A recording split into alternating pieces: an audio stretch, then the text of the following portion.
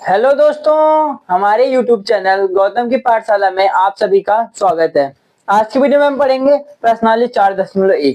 ठीक है, चैप्टर का नाम है द्विघात समीकरण। ठीक है दोस्तों, तो मतलब हमने 4.1 के पहला और दूसरा क्वेश्चन खत्म कर दिया था। ठीक है, पिछली वीडियो में। इस वाली वीडियो में हम क्वेश्चन नंबर 3 सॉल्व करेंगे। ठीक है, क्वेश्चन नंबर 3 क्या है? निम्न स्थितियों को द्विघात समीकरणों के रूप में निरूपित कीजिए। ठीक है, हमें क्या करना है? द्विघात समीकरण को ये जो हमारा क्वेश्चन है इससे हमें क्या बनाना है? द्विघात समीकरण बनाना है। ठीक है दोस्तों, तो आइए हम इस क्वेश्चन को सॉल्व करते हैं। ठीक है, तो दोस्तों पहला क्वेश्चन क्या है हमारा? देखिए, पहला क्वेश्चन है एक आयताकार भूखंड का क्षेत्रफल 528 मीटर है। ठीक है, क्या? 528 मीटर ये दिया हुआ है। क्षेत्रफल 528, क्षेत्र की लंबाई चौड़ाई के दुगुने से एक अधिक है। ठीक है, क्या कह रहा है कि जो चौड़ाई है वो दुगुना है और उसमें एक अधिक है, एक और अधिक है, 1 मीटर अधिक है। ठीक है, हमें भूखंड की लंबाई और चौड़ाई ज्ञात करना है। ठीक है, तो हम पहले, अब देखिए चौड़ाई दिया नहीं है, जो चीज नहीं दी होती है हम उसे मानते हैं ना, तो लिखेंगे यहाँ पे माना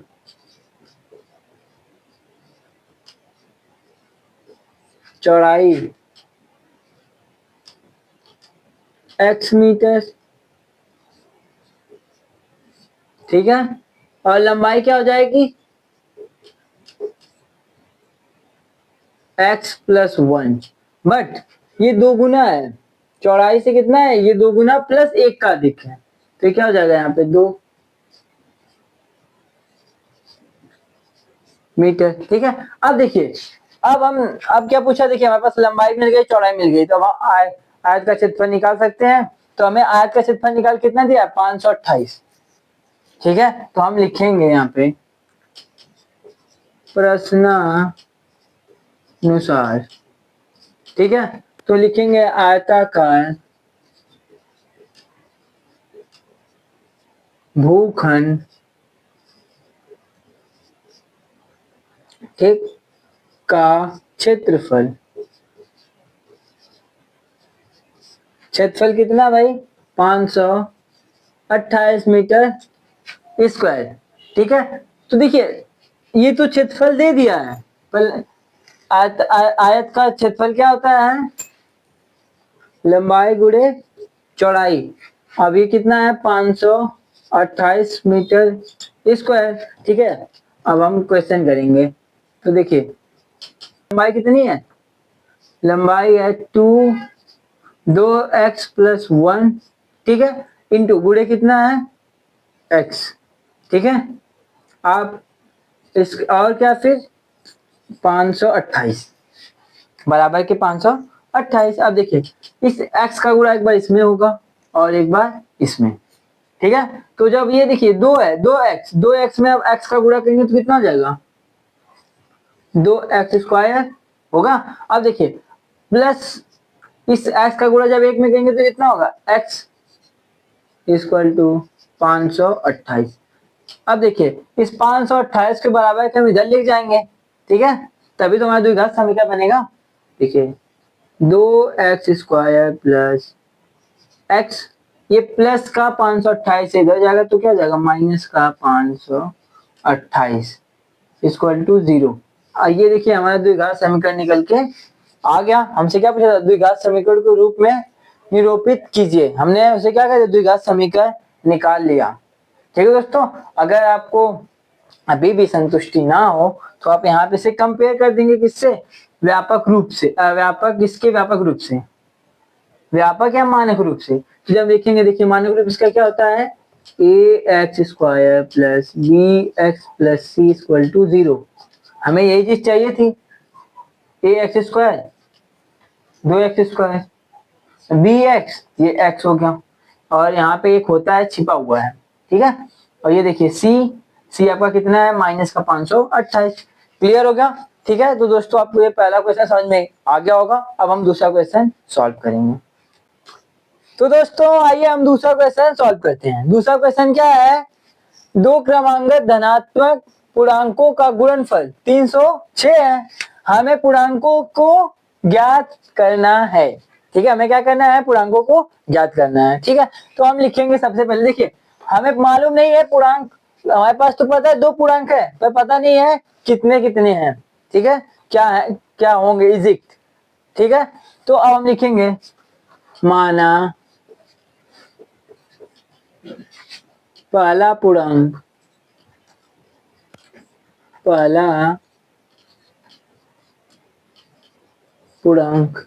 x, ठीक है, और दूसरा पूर्णांक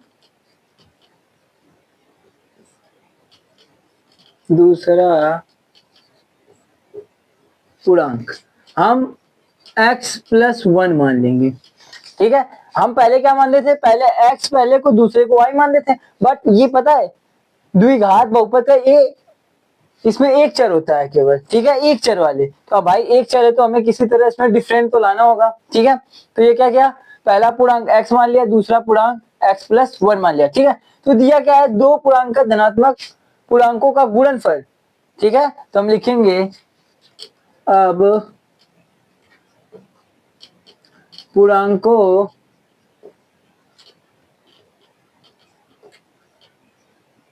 पूर्णांकों के बीच गुणनफल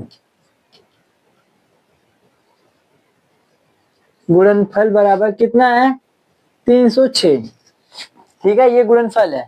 तो देखिए हमारे पास क्या है, देखिए पहला क्या हमारा गुणनफल ना, तो देखिए अब गुणनफल हम क्या लिख देंगे, गुणनफल कब होगा, इन दोनों का गुणनफल होगा तभी ना, दोनों पूर्णांकों का गुणनफल। ठीक है, तो टोटल कितना है, 306। ठीक है, कितना है, 306। तो ये क्या हो जाएगा आपका, ये आपका हो गया x, पहला पूर्णांक, और दूसरा क्या है x+1। तो इनके इसमें गुणा किसका हो रहा है, x+1 इक्वल टू, ठीक है, 306। ठीक है दोस्तों, अब देखिए आप, अब इस x का गुणा एक बार इसमें और एक बार इसमें होगा। ठीक है, x का गुणा जब x में कहेंगे तो कितना होगा, x², क्या x²। अब ये प्लस है, ये भी क्या है प्लस, तो प्लस प्लस का प्लस हो जाएगा। अब इसका गुणा इसमें होगा तो क्या हो जाएगा, ये हो जाएगा x इक्वल टू 306। ठीक है, 306 आ गया। अब देखिए तो जाएगा x² प्लस x। अब इस 306 को इधर लेके जाएंगे तो क्या हो जाएगा, प्लस में तो इधर जाएगा तो माइनस का 306 इक्वल टू 0। ये आपका द्विघात समीकरण निकल के आ गया। हमें कौन सी फॉर्म चाहिए, देखिए हमें फॉर्म चाहती है ये वाली, ax² plus bx plus c equal to 0।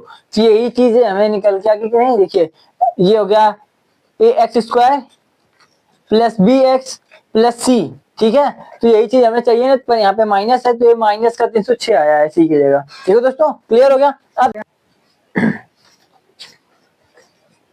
तो दोस्तों आइए हम तीसरा क्वेश्चन अब सॉल्व करेंगे। ठीक है, तीसरा क्वेश्चन क्या हमारा, तीसरा क्वेश्चन है रोहन की माँ उससे 26 वर्ष बड़ी है। ठीक है, रोहन की माँ उससे 26 वर्ष बड़ी है, उनकी आयु का गुणनफल अब से 3 वर्ष पश्चात 360 हो जाएगी। ठीक है, हमें रोहन की वर्तमान आयु ज्ञात करनी है। ठीक है दोस्तों, तो लिखेंगे सबसे पहले माना रोहन की आयु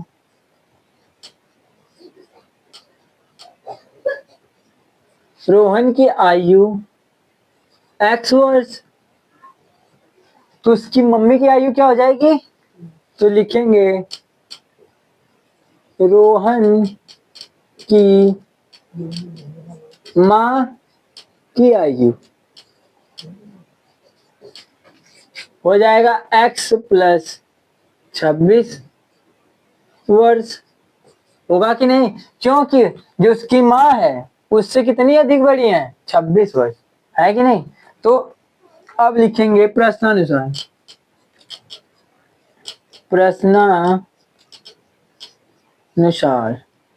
जब प्रश्नानुसार प्रश्न में क्या कह रहा है, उनकी आयु का गुणनफल अब से 3 वर्ष पश्चात, 3 वर्ष पश्चात ना, तो लिखेंगे रोहन 3 वर्ष पश्चात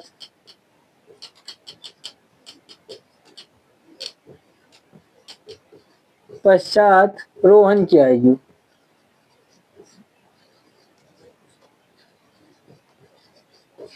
क्या हो जाएगी? x प्लस 3 वर्ष होगी। इसी तरह इसकी माँ की आयु, माँ की आयु, देखिए इनकी आयु थी x प्लस 26, अब इसमें 3 वर्ष और जुड़ जाएगी, ठीक है, तो ये हो जाएगा 3 वर्ष। तो देखिए टोटली ये कितने आ गए भाई, x प्लस 29 वर्ष, ठीक है। तो अब देखिए उसके बाद क्या बोला, गुणनफल। अब से 3 वर्ष पश्चात उनका गुणनफल कितना हो जाए, 360। तो अब लिखेंगे गुणनफल। गुणनफल क्या है भाई, पहले देखिए ये है x प्लस 3, ये हो गए भाई रोहन। अब आएंगी उनकी माँ क्या है, x प्लस 29 इक्वल टू कितना आ रहा है भाई, 360, ठीक है। अब हम क्या करेंगे, इसमें एक बार इस x का गुणा इसमें और एक बार इसमें होगा, तो कर लीजिए, ये हो जाएगा x स्क्वायर होगा, x का x में गुणा करेंगे तो x स्क्वायर प्लस, अब इस x का गुणा 29 में करें तो क्या हो जाएगा, 29x होगा।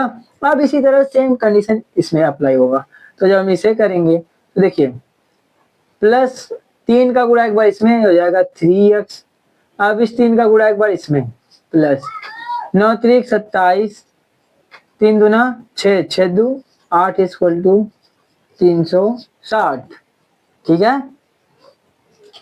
अब देखिए, अब ये देखिए ये दोनों x x वाले हैं तो जुड़ेंगे, तो जाएगा x स्क्वायर प्लस कितना होगा 32x होगा प्लस ये क्या 87।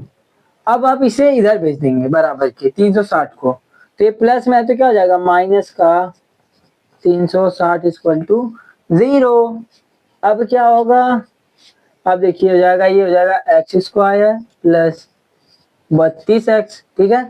तो देखिए प्लस प्लस माइनस का माइनस और बड़े पद का चिन्ह, तो भाई बड़ा पद किसका है 360 का, तो इसका चिन्ह क्या है माइनस, पहला काम। अब दूसरा क्या करेंगे, अब इनमें से घटाएंगे, ठीक है। तो 360 में से अब 187 घटाएंगे, तो देखिए 0 से 7 घटेगा नहीं तो कहेगा भाई मुझे किसे दे दे, जबरदस्ती ये छीन लेगा इससे बड़ा होने के लिए, किससे 7 से। जब घटाएंगे तो 10 में से 7 घटाएंगे कितना बचेगा 3। अब ये इसके पास कितना बचा 5, तो ये कहेगा भाई अब मैं इसे दिया तुम्हें मुझे दो, तभी मैं इससे लड़ पाऊंगा, तो ये इससे देगा, इससे 1 देगा तो कितना हो जाएगा 15। 15 में से जब 8 घटाएंगे तो कितना बचेगा 7 बचेगा। उसी तरह अब यहाँ पे कितना बचा 2 बचा इक्वल टू 0। ये हमारा जो समीकरण बन के आया है यही हमारा द्विघात समीकरण है। तो दोस्तों आइए हम चौथा क्वेश्चन सॉल्व करते हैं, क्वेश्चन नंबर 2 का। तो क्वेश्चन क्या हमारा चौथा दिया है, एक रेलगाड़ी, ठीक है, 480 किलोमीटर की दूरी समान चाल से तय करती है, ठीक है। एक रेलगाड़ी है, ठीक है, मान लीजिए हमारी ये रेलगाड़ी हो गई, यहाँ से चलती है और यहाँ तक आती है, जिसकी दूरी कितनी है 480 किलोमीटर, ठीक है। यदि इसकी चाल 8 किलोमीटर प्रति आवर कम होती हो तो, ठीक है, चाल हमें मालूम नहीं है तो हम पहले लिखेंगे, माना रेलगाड़ी की चाल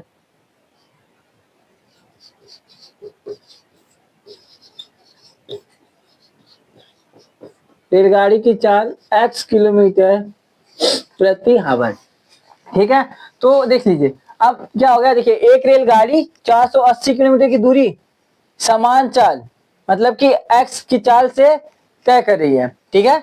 यदि इसकी चाल 8 किलोमीटर प्रति आवर कम हो जाए, अगर जब ये 8 किलोमीटर प्रति आवर कम हो जा रही है तो क्या हो रहा है, वो उसकी दूरी को तय करने में 3 घंटे अधिक, मतलब कि समय ज्यादा ले रही है, ठीक है।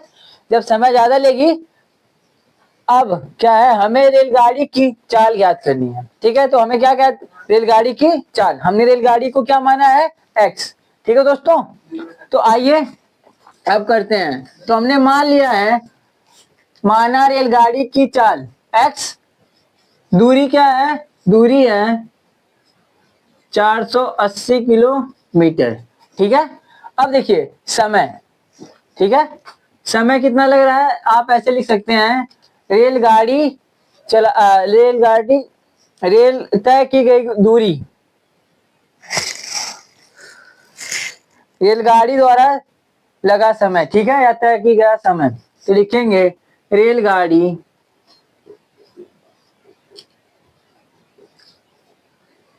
द्वारा लगा समय या तय की गई दूरी में लगा समय, ठीक है। तो क्या हो जाएगा समय, समय तो देखिए अब यहाँ पे एक फिजिक्स का फॉर्मूला लगेगा, ठीक है। फॉर्मूला क्या होगा, समय बराबर दूरी बटा चाल, ठीक है, क्या, दूरी बटा चाल। तो समय तो ये हमारा रहा, ठीक है, समय, और दूरी कितनी है भाई, 480, तो लिख लेंगे 480 किलोमीटर, ठीक है। अब बटा चाल, चाल क्या है आपकी, चाल है x, ठीक है। तो क्या हो गया, तो जाएगा 480 बटा x, ये आपका समय निकल के आ गया, ठीक है। फिर उसके बाद क्या पूछा है, यदि इसकी चाल 8 किलोमीटर प्रति आवर कम हो जाती है, तो हम लिखेंगे अब 8 किलोमीटर प्रति आवर चाल कम होने पर, देखिए जब 8 किलोमीटर प्रति आवर चाल कम होगी तब क्या होगा, तो समय बढ़ेगा ना, बढ़ेगा ना, तो ये क्या हो जाएगा, समय होने पर समय, समय बराबर अब क्या होगा, तो देखिए फॉर्मूला तो ये होगा, दूरी आपकी कितनी है 480, तो हम लिख लेंगे 480 बटा चाल क्या है आपकी, चाल है भाई x, ठीक है। पर इसमें देखिए कम ही हो रही है तो घटेगा इसमें, ठीक है, चाल घटेगी ना, चाल कितना घटेगी 8, ये आपका आ गया, एक ये समय निकला और एक ये निकला। तो अब देखिए अब बोला है कि भाई 3 घंटे अधिक लेती है, ठीक है, जब ये दूरी जब 8 किलोमीटर प्रति आवर कम रही है तो जो दूरी को तय करने में उसे 3 घंटा अधिक लग रहा है। तो देखिए जब वो अधिक होगा तो ये ज्यादा होगा ना इसका समय, तो जब ये ज्यादा होगा तो जब हम इसको इसमें से घटाएंगे तभी जाके 30 घंटे इसके बराबर होगा ना, कैसे देखिए इस तरह से, तो हम जब इस वाले को इसमें से घटाएंगे तभी 3 घंटा निकल के आएगा ना बराबर उसके।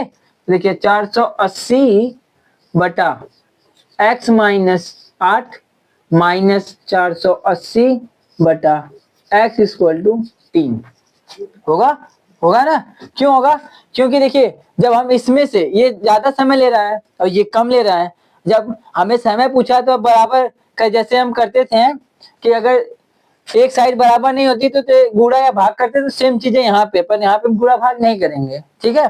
तो यहाँ पे हम देखेंगे अब इसमें से हम जब इसमें से इसको घटाएंगे तो बाकी समय निकलेगा ना, तो वही चीज अब क्या होगा, अब देखिए आप इसे या तो एलसीएम ले इसका, या तो आप तिरछा गुणा करिए, एक बार ऐसे, एक बार ऐसे और एक बार ऐसे, ठीक है। तो हम क्या करेंगे तिरछा गुणा, तो x का गुणा इसमें होगा, तो एक बार x का गुणा इसमें करिए, ये हो जाएगा एक्स स्क्वायर, इस x का गुणा इसमें करिए तो ये प्लस है ये माइनस है, अब इस x का गुणा इसमें करिए तो प्लस माइनस का माइनस हो जाएगा 8x, ठीक है। अब देखिए अब तिरछा गुणा करिए तो हो जाएगा 480x होगा, अब इसका क्या होगा 480 का गुणा एक बार x में होगा और एक बार 8 में होगा, ठीक है। तो पहले 480 का गुणा x में करेंगे, पर देखिए चिन्ह माइनस का है यहाँ पे, ठीक है, ये जो माइनस का चिन्ह इसे ध्यान रखिएगा, ठीक है। अब क्या होगा जब इस 480 का गुणा x में करेंगे तो क्या मिलेगा, माइनस का 480x मिलेगा। अब इस 480 का गुणा इसमें करेंगे तो ये माइनस माइनस मिलके क्या हो जाएगा प्लस, तो 8 शून्य शून्य, 8 अठा 64 के 4 हाथ में लगा 6, ठीक है, 8 चौक को 32, 32 में 6 ऐड करेंगे तो क्या मिलेगा 38 मिलेगा। अब इसके इक्वल टू क्या हो जाएगा ये 3। तो अब देखिए यहाँ पे ये है प्लस का 480x, ये है माइनस का 480x, तो देखिए तो ये प्लस माइनस से क्या हो जाएगा कट जाएगा, तो इनकी कहानी यहाँ पे समाप्त हो गई। अब यहाँ पे देखिए आप, ठीक है, तो 480 और 480 खत्म हो गया तो इधर क्या बचा, 3840 बटा x square minus 8x equal to 3। तो अब हम इसका बटा 1 करेंगे, अब इन दोनों का तिरछा गुणा कर देंगे। ठीक है, जब आप तिरछा गुणा करेंगे तो क्या मिलेगा, तो हो जाएगा 3x स्क्वायर होगा, x से जब होगा तो अब 8 3 के 24, ये है प्लस ये है माइनस, प्लस माइनस का माइनस हो जाएगा 24x। ठीक है, अब इसके इक्वल टू क्या हो जाएगा, एक जब हम 38 40 का गुणा इसमें करेंगे तो क्या मिलेगा हमें, 38 40 ही मिलेगा। अब हम इसे बराबर को उधर कर देंगे। ठीक है, 3x स्क्वायर माइनस 24x। अब ये देखिए, तो ये प्लस का 38 40, जब इसे बराबर को उधर भेजेंगे तो क्या होगा, माइनस का 38 40 होगा, इसके इक्वल टू 0। अब देखिए इस सब में क्या कॉमन है, ये आप चाहे तो आपका जो द्विघात समीकरण है ये यहीं पे बन गया, आप चाहे तो यहीं तक करके छोड़ सकते हैं, या तो इसको आगे इसे इस समीकरण छोटा बनाने के लिए देखिए 3 कॉमन लेंगे, तो ये 3 यहाँ पे भी कट रहा है, 3 कॉमन लेने पे यहाँ पे भी और यहाँ पे भी, तो हम क्या कर लेंगे 3 कॉमन ले लेंगे। जब हम 3 कॉमन लेंगे तो अंदर क्या बचेगा, ये भाई 3 से 3 खत्म, तो यहाँ पे क्या बचेगा एक्स स्क्वायर। इसी तरह यहाँ से 3 से जब भाग देंगे 24 में तो क्या आ जाएगा, माइनस का 8x आएगा। अब जब इसमें भाग देंगे 3 से 38 40 में तो क्या होगा, ये माइनस हो जाएगा, 3 एकम 3, 3 दूना 6, हाथ में लगा 2, तो ये जाएगा 24 और 3 वठे 24 और 3 शून्य 0। ठीक है, इसके इक्वल टू 0। अब देखिए ये 3 जब बराबर के इधर आएगा, 0 के बट्टे में आएगा 3, तो इसका मतलब क्या आ जाएगा पूरा 0। ठीक है, तो मैं लाइन को कवर करते हुए डायरेक्ट ये कर दे रहा हूँ, इसलिए मैंने यहाँ पे आपको बता दिया इस तरह करके। ठीक है दोस्तों, तो अब देखिए तो क्या मिलेगा हमें, x square minus 8x minus 12 80 equal to 0। ये हमारा द्विघात समीकरण निकल के आ गया। अब जो पूछा हमें रेलगाड़ी की चाल ज्ञात कीजिए, ये हमें क्वेश्चन में नहीं बोला था। ठीक है, सिर्फ हमें निकालना था द्विघात समीकरण। तो दोस्तों जो हमारा चौथा क्वेश्चन है और ये प्रश्नावली है, ये क्या हो गई, खत्म हो गई। ठीक है, बाकी की प्रश्नावली दोस्तों हम अगले वीडियो में करेंगे। ठीक है, तो दोस्तों अगर हमारा वीडियो आपको अच्छा लगा हो तो लाइक शेयर सब्सक्राइब करना ना भूलें।